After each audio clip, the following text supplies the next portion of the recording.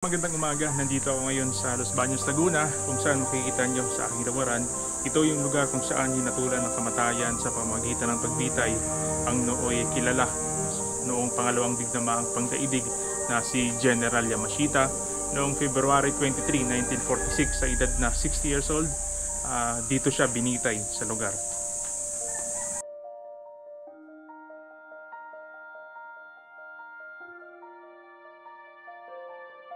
Ano nga ba ang unang pumapasok sa ating mga isipan kapag nababanggit ang pangalang General Yamashita?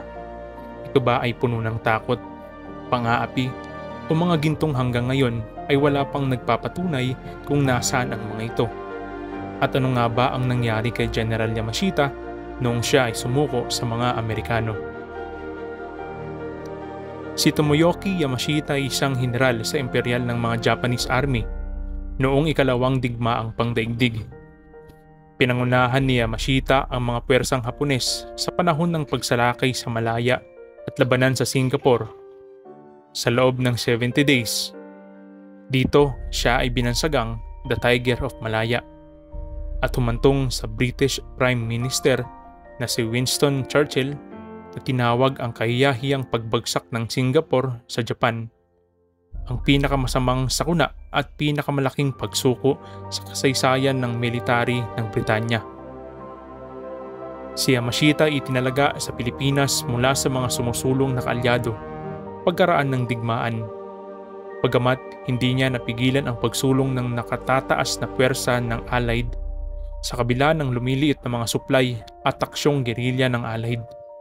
Nagawa niyang hawakan ang bahagi ng Luzon hanggang matapos ang formal na pagsuko ng Japan noong 1945.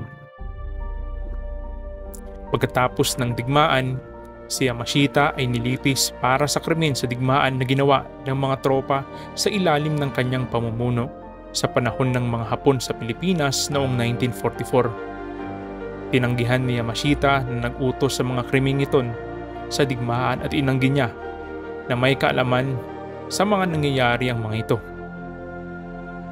Ang magkasalungat na ebidensya ay pinakita sa panahon ng paglilitis tungkol sa kung si Yamashita ay tahasang pinagtibay ang paggawa ng mga krimeng ito sa kanyang mga utos at kung alam niya ang mga krimen na ginawa.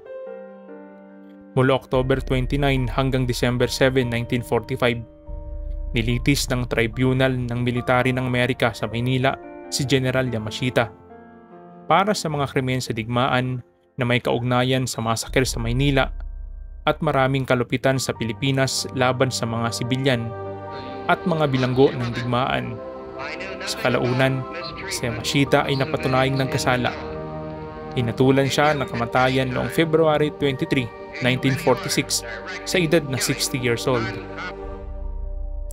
Pananagutan si Yamashita para sa maraming krimen sa digmaan na inaangkin ng prosekusyon ng isang sistematikong kampanya para pahirapan at patayin ang mga Pilipinong sibilyan at Allied prisoner of war tulad ng ipinakita sa Palawan Massacre ng 139 US prisoner of war, walang habas na pagpatay sa mga gerilya, sundalo at sibilyan nang walang angkop na proseso tulad ng pagbitay kay Philippine Army General Vicente Lim at massacre sa 25,000 sibilyan sa Batangas Province.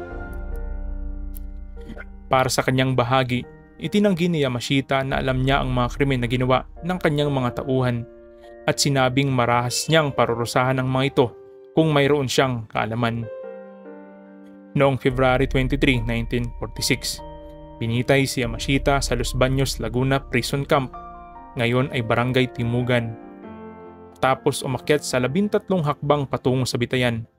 Tinanong siya kung mayroon siyang huling pahayag. Sinasabi ng Arizona Republic na kanyang tugon sa pamamagitan ng isang tagasalin ay ganito.